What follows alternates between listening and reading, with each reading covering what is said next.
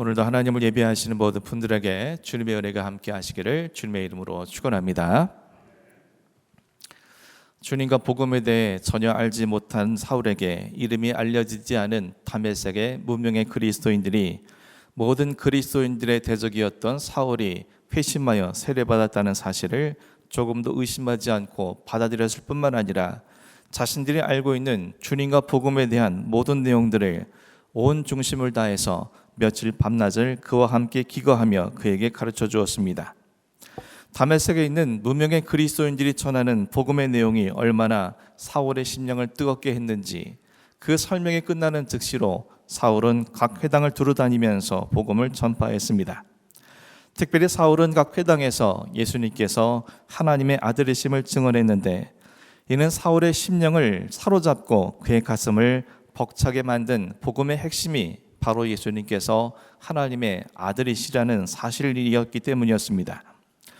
그래서 사람들 앞에 그 뜨거운 감격을 전하기 위해 이와 같이 열정적으로 예수님께서 하나님의 아들이시라고 그는 증언했던 것입니다. 예수님께서 하나님의 아들이심이 그에게 이처럼 큰 의미일 수 있었던 것은 그는 본래 예수님께서 하나님의 아들이심을 믿지 못한 채 주님과 주님을 따르는 교회와 성도들을 지독하게 핍박했었습니다. 하지만 그런 자신에게 부활하신 예수님께서 찾아와 만나주시고 다시 보게 하시며 다메섹의 그리스도인들로부터 주님과 복음에 대해 듣게 하셨습니다. 이를 통해서 예수님만이 진정 하나님의 아들이심을 그는 알게 된 것입니다. 그러므로 그가 예수님을 하나님의 아들이시라고 증언한 것은 지난날 자신의 무지했던 모습을 회개하며 또한 자신의 예수님에 대한 신앙 고백을 그가 했던 것입니다.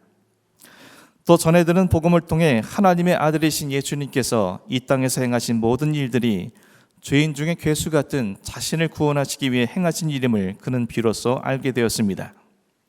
하늘 보좌를 버리시고 이 땅에 강림하신 것도 인간의 몸을 입으시고 인간으로 이 땅에 살아가신 것도 당신의 온 삶을 가르침을 주신 것도 바로 자기 자신을 위한 것이요 하나님의 아들이신 예수님께서 인간 손에 십자가에서 처참하게 죽으신 것도 또한 그리스도께서 사흘째 되는 날 부활하시고 승천하신 것도 모두 자기 자신을 구원하시고 영원한 생명을 주시기 위한 것임을 그는 비로소 알게 되었습니다. 그리고 이 모든 것이 하나님의 아들이시면서도 죄인에 불과한 자신을 깊이 사랑해 주셨기 때문임을 사울은 알게 된 것입니다. 그리고 예수님께서 하나님의 아들이시기에 사울은 스데반과 같이 자신이 영혼을 주님 손에 의탁한 채 자신의 목숨을 잃을 수도 있는 유대교인들의 회당에서 담대하고 당당하게 복음을 전할 수 있게 된 것이었습니다. 이와 같이 사울이 두려움 없이 담대하고 당당하게 예수님께서 하나님의 아들이심을 증언했을 때 듣는 모든 사람들은 놀랐습니다. 여기서 놀란다는 것은 단순히 깜짝 놀란다는 것이 아니라 정신을 잃을 정도로 큰 충격을 받았다는 뜻입니다. 다시 말해 사울이 예수님께서 하나님의 아들이심을 유대인의 각 회당에서 증언했을 때 그들 모두는 정신을 잃을 정도로 큰 충격을 받게 되었음을 말씀은 우리에게 전해주고 있습니다. 그리고 유대인들이 이처럼 정신을 잃을 정도로 크게 놀란 이유가 무엇인지 오늘 본문 21절에 그 구체적이고 직접적인 이유들을 밝혀주고 있습니다. 듣는 사람이 다 놀라 말하되 이 사람이 예루살렘에서 이 이름을 부르는 사람을 멸하려던 자가 아니냐. 여기 온 것도 그들을 결박하여 대제사장들에게 끌어가고자 함이 아니냐 하더라. 유대인들이 정신을 잃을 정도로 크게 놀란 이유는 자신들이 평소 알고 있던 사울과 오늘 자신들이 목격한 사울 사이에 큰 차이가 있었기 때문이었습니다. 본래 유대인들이 사울에 대해 알고 있던 바는 그가 예루살렘에서 예수님의 이름을 부르는 자들, 즉 교회와 그리스도인들을 전멸하기 위해 남녀를 불문하고 잡아다가 옥에 가두었던 자였습니다. 또 이 다메섹에 오게 된 이유도 그리스도인들을 결박하여 대제사장에게 끌고 가기 위해 고난을 받아온 것이라고 그들은 알고 있었습니다. 하지만 자신들 두 눈으로 목격한 사울의 모습은 자신들이 알고 있던 사울의 모습과 정반대의 모습이었습니다. 사울도 예수의 이름을 부르는 자 중에 하나가 되어 자신들에게 예수가 하나님의 아들이라는 허무맹랑한 이야기를 자신들에게 전하고 있는 것입니다. 사울이 왜 이처럼 변한 것인지 그들로서는 도저히 이해할 수가 없었을 것입니다. 유대교의 미래를 책임질 전도 유명한 청년이라 여겨졌던 그가 불과 며칠 전만 하더라도 그리스도인들에 대해 혈기등등했던 그 사울이 하루아침에 이처럼 예수의 이름을 부르는 자가 될 것이라고는 그들은 상상조차 할 수 없는 일이요 생각조차 못한 일이었습니다. 180도 달라진 그의 모습이 얼마나 큰 충격이었는지 그들은 정신을 잃을 지경이었던 것입니다. 사울이 어떻게 이렇게 변화된 것입니까? 지금까지 우리가 계속해서 살펴본 것처럼 그를 향한 주님의 사랑과 은혜가 그를 변화되게 만들었습니다. 이러한 변화는 사울에게만 있었던 것이 아닙니다. 예수의 이름을 부르는 모든 자들 역시 사울처럼 자신을 향한 주님의 사랑과 은혜 때문에 그들은 이전과는 전혀 다른 삶을 살아갈 수 있게 된 것입니다.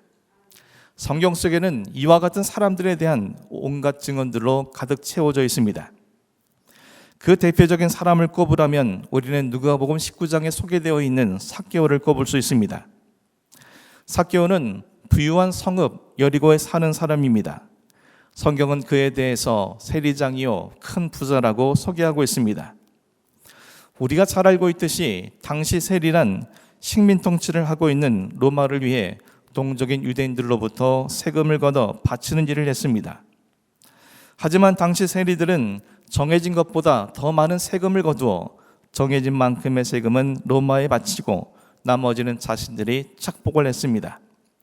그래서 세리는 동족인 유대인들로부터 매국 노요, 인간 말종으로 취급을 받아왔습니다.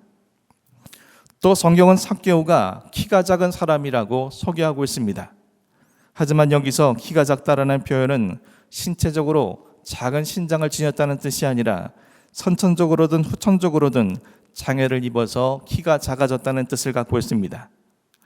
당시에는 신체적으로 장애를 입는다는 것은 그가 하나님께 큰 죄를 지어서 징계를 받았다는 의미로 이해됐습니다.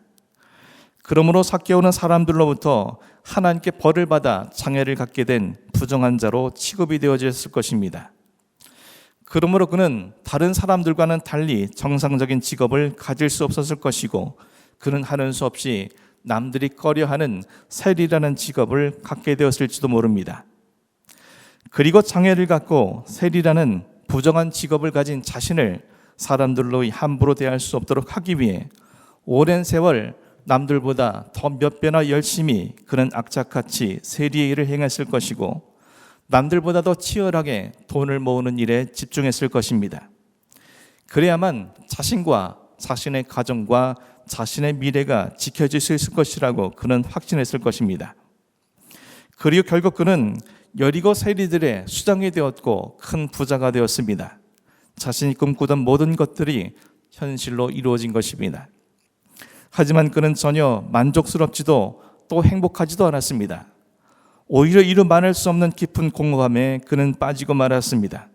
그러던 중 예수라는 분에 대한 소문을 듣게 되었고 그분이 가난하고 소외된 자, 병들고 연약한 자, 자신 같은 죄인들의 친구라는 사실을 그는 듣게 되었을 겁니다. 그리고 그 예수가 마침 자신이 살고 있는 여리고로 오신다는 소식을 듣게 되었고 깊은 공허함에 빠져있던 삭개오는 그분이 어떤 분인지 자세히 알고 싶어졌습니다. 하지만 나이가 들고 장애를 가진 몸으로는 많은 사람들 틈 사이에서 예수님을 만날 수 없었기에 그는 온갖 어려움과 위험을 무릅쓰고 남들보다 앞서 달려가 돌 무화과 나무 위에 올라갔습니다. 누가복음 19장 5절 말씀에 이렇게 기록되어 있습니다. 예수께서 그곳에 이르사 쳐다보시고 이르시되 삭개오야 속히 내려오라 내가 오늘 내 집에 유하여가겠다 하시니 예수님께서는 마치 삭개오가 돌 무화과 나무 위에 있다는 사실을 미리 알고 계신 듯이 그 나무 아래로 가셔서 그를 쳐다보셨고 심지어 그의 이름을 불러주셨습니다. 돌 무화과 나무 위에 숨어서 예수를 지켜보던 삭개오는 자신을 쳐다보시고 자신의 이름을 불러주시는 주님의 음성을 듣고 깜짝 놀랐을 것입니다. 자신이 어디에 숨어 있는지 정확히 아시고 일면식도 없는 자신의 이름을 알고 계시다는 것에 어쩌면 삭개오는 주님께서 자신이 누구이며 어떤 일을 하는 사람인지 또 자신이 그동안 어떤 삶을 살아봤는지 모든 것을 알고 계신 분으로 인식되었을지도 모릅니다. 그런데 예수님께서 삭개오에게 이렇게 말씀하신 겁니다. 속히 내려오라. 내가 오늘 내 집에 유하여야 하겠다. 예수님께서는 삭개오에게 돌무가 나무에서 속히 내려오라고 말씀하셨습니다. 하지만 이는 단순히 나무에서 빨리 내려오라는 뜻은 아니었을 겁니다. 삭개오에게 이는 자신의 모든 것을 알고 계시는 주님이시기에 안가짐을 쓰며 치열하게 살아오느라 받아왔던 그 고통의 자리에서, 그 공허함의 자리에서, 그 불안함과 두려움의 자리에서 빨리 내려오라는 위로의 음성으로 들렸을 겁니다. 또 주님은 삭개오에게 속히 내려오고 나면 내가 오늘 내 집에 유하게 쉬겠다고 말씀해 주셨습니다. 그 말씀을 들은 삭개오는 공허함과 깊은 두려움에서 벗어나 즐거워하며 예수님을 자신의 집으로 영접했습니다. 한편 이 모든 것을 옆에서 지켜보던 사람들이 어떤 반응을 보였는지 누가복음 19장 7절이 또 이렇게 기록합니다. 무사람이 보고 수군거려 이르되 저가 죄인의 집에 유하러 들어갔도다 하더라. 예수님께서 세리장인 삭개오의 집에 들어가자 무사람들이 이를 보고 수군거렸습니다. 사실 세리이자 세리장이었던 삭개오는 장애를 입게 되었을 때부터, 또 세리의 일을 시작할 때부터 많은 사람들로부터 늘 부정한 지행 취급당하면서 따돌림을 당하는 삶을 살아왔을 겁니다. 누군가가 먼저 자신의 집에 유하겠다고 말씀해 주신 것은 어쩌면 예수님께서 처음이었는지도 모르겠습니다. 뿐만 아니라 예수님께서는 자신의 집에 들어간다는 이유로 사람들로부터 수군거림을 당했습니다. 모든 사람들이 자신에게 욕을 하는 것을 그는 들어왔지만 자신 때문에 누군가가 대신 욕을 먹어준 것은 그의 생에 처음 경험하는 일이었을 것입니다. 이 모든 것이 삭개오로서는 그 누구로부터도 경험하지 못했던 사랑과 은혜가 아닐 수 없었습니다. 그 사랑과 은혜 앞에 삭개오는 이렇게 선포했습니다. 누가복음 19장 8절 말씀입니다. 주여 보시옵소서, 내 소유의 절반을 가난한 자들에게 주겠사오며 만일 누구의 것을 속여 빼앗은 일이 있으면 내 갑절이나 갚겠나이다. 삭개오는 예수님께 자신의 소유의 절반을 가난한 사람들에게 나누어 줄 것이며 만일 자신이 누군가를 속였다면 내 갑절로 갚겠노라고 결단했습니다. 삭개오에게 돈이 무엇입니까? 그에게 돈이란 단순한 금전적 가치가 아니었습니다. 그에게 돈이란 그와 그의 가정을 지키기 위해, 그와 그의 가정의 미래를 위해 반드시 필요한 것이었으며, 그렇기에 그는 지금까지 일생토록 동족들의 멸시와 조롱을 당하면서도 치열하게 돈을 벌어왔던 것입니다. 그런데 그가 예수님께 자신의 가진 돈, 다시 말해 그의 지금까지의 일생을 통해 이렇게 놓은 모든 것들을, 그의 가정과 그의 미래를 내어놓겠다고 결단하고 선언한 것입니다. 예수님께서 그에게 그렇게 하라고 요구하신 것이 아니었습니다. 하지만 그는 예수님께 자신의 가진 재물의 반은 가난한 자들에게, 나머지 반도 자신이 그동안 속인 것이 있다면 내 갑절로 내어놓겠다고 결단하며 고백한 것입니다. 어떻게 이 모든 것이 가능해졌습니까? 예수님께서 삭개오에게 보여주신 사랑과 은혜 때문이었습니다. 그 사랑과 은혜가 그를 변화시킨 것이었습니다. 삭개오뿐이겠습니까?